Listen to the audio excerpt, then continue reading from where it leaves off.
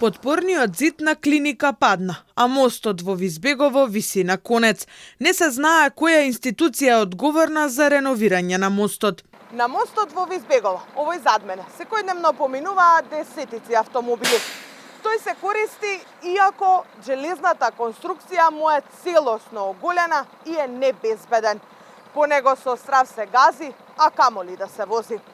Мостот кој поминува над автопатот Скопје-Блац, како дел од проектот треба да биде срушен, но до тогаш останува опасноста коцките од бетон или делови од него да паднат врз автомобилите кои влегуваат или излегуваат од главниот град преку Визбегово.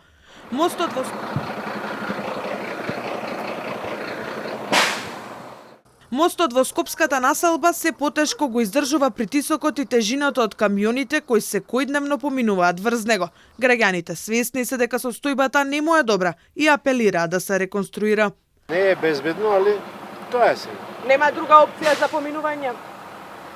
Да поминеме вака? Да. Не знам дали има опција. Треба тоа други да одлучат. Така се плашите кога поминувате во случај да не падна? Нормално дека се сплашуваме. Добро. Мислам дека треба да се санира.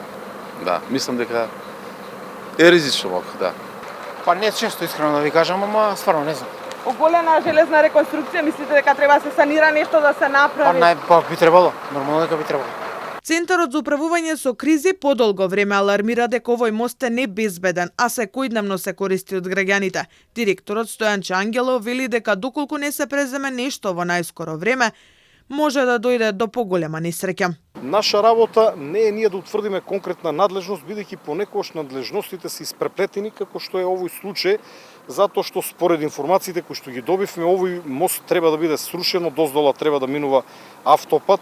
Центарот за управување со кризи ги седнале на маса локалните власти, општина Бутел и градот Скопје, и му кажале што треба да се преземе за да не се доведува во прашање безбедноста на граѓаните. Го замоливме представникот на општина Бутел да испратат едно возило и неколку работници да ги соберат барем извадените коцки, и тоа го направија истиот ден. Нека седнат градот Скопје, нека седнат другите надлежни институции, нека утврдат кој е надлежен. На секој моје доаѓање собирам по 5-6 десетина коцки, ги фрлам на страна. Но поради вибрациите постојано излегуваат нови и се враќаат. Еве, погледнете што би се случило кога оваа коцка би паднала врз возило. До сега на мостот единствено има поставено нова ограда, но сепак не е доволно. Градот до овој момент не одговори дали и што ќе преземаат додека не се урне мостот. Но ова не е единствената локација која загрозува безбедноста на граѓаните. ЦУК апелира да се пријавува на 112.